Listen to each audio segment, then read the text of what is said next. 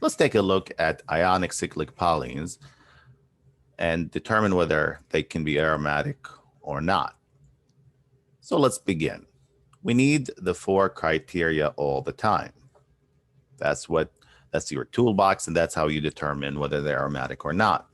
So let's begin.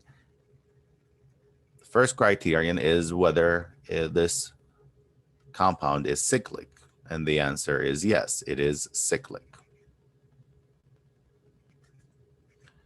2 is whether there is a p orbital on every single carbon atom in this ring, and the answer is no.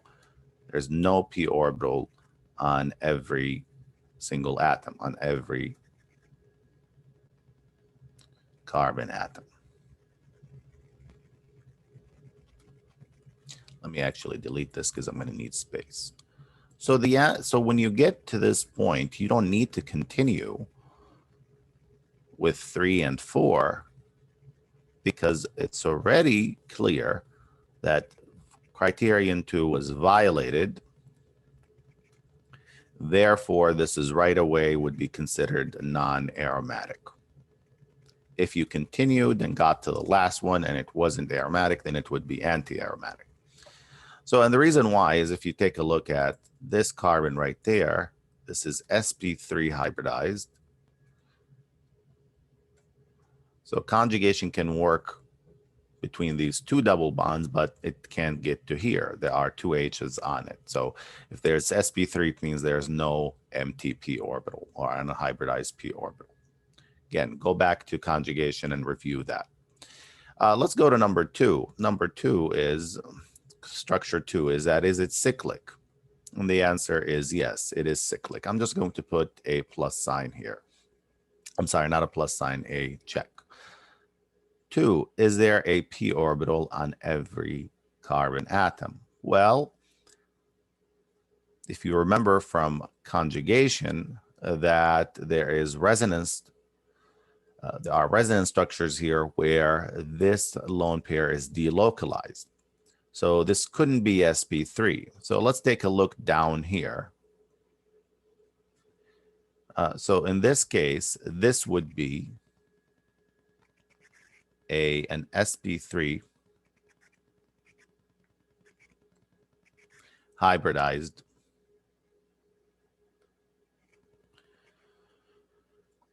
carbon, but what happens is that it rehybridizes and it puts this lone pair in an sp2 hybridized orbital. sp2 hybridized, it becomes sp2 and then it puts this in an unhybridized p orbital.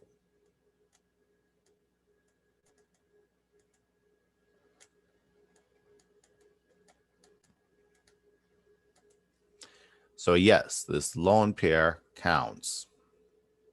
And that means we have a p orbital on every single atom. Very well. 3, is it planar? And I'll write planar here. And the answer is yes. Now, anything less than 6 should be planar. 6 and below should be planar. But if you notice here, there's an overlap between them, between all of these. So that makes it a planar molecule. Once again, yes, this is planar. I will help you with this, but just take it as a rule of thumb is that anything less than 6, as long as it has a p orbital on every single atom, should be 6 or below, should be planar. As far as 4, let's go to 4. 4 is how many pi electrons do you have?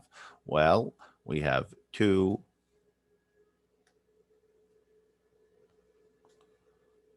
2, and that counts because it's in a p orbital.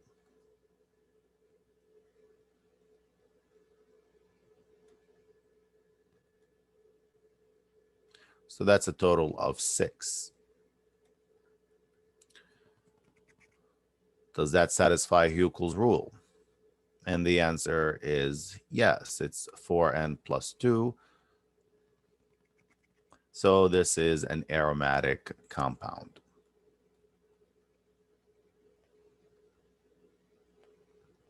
Very stable, despite having that lone pair on that. So now let's go to the next one. Is it cyclic? Yes. Does it have a p orbital in every single carbon atom? Yes. Remember, this is sp2 hybridized, so there must be a p orbital. And then is it planar? Yes, it is planar. But how many electrons does it have? Pi electrons. Well, it has 4. There's 2 right there, and 2.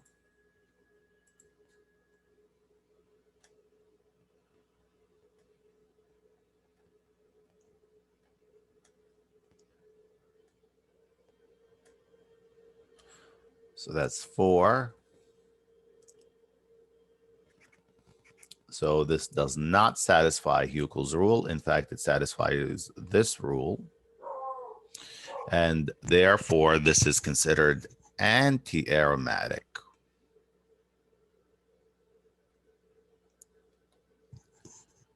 which is unstable.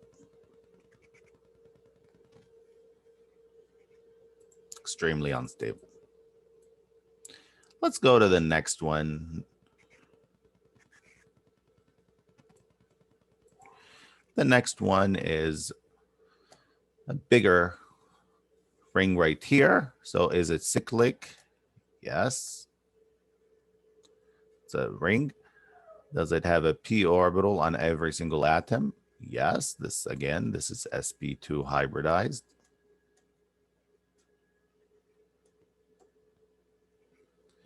Three, is it planar?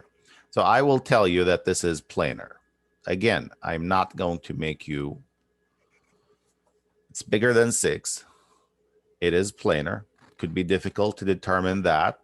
But you can think of this again, if it's sp2 hybridized, it means it's it has a 120-degree angle and it would be planar, and then all the other bonds are planar. They make the molecule have a planar geometry. And then finally, so I'll tell you that, don't worry about the planar issue. And then finally, how many electrons, pi electrons, does it have? Does it satisfy Huckel's rule? And let's see, we have 2. I'm just going to write 2, 2, and 2. You already know that I'm referring to the pi electrons. So that's 6. 6 is the magic number, or 10, remember? So yes, this is indeed aromatic.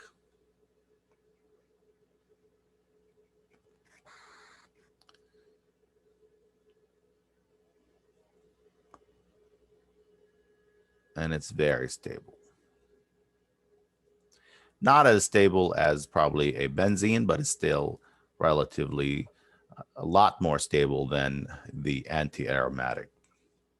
Very well. We will do plenty of these when we meet for class. You have homework, so in the meantime, work on some problems. For the ones that you are not sure whether they are planar or not, you can assume that they are planar.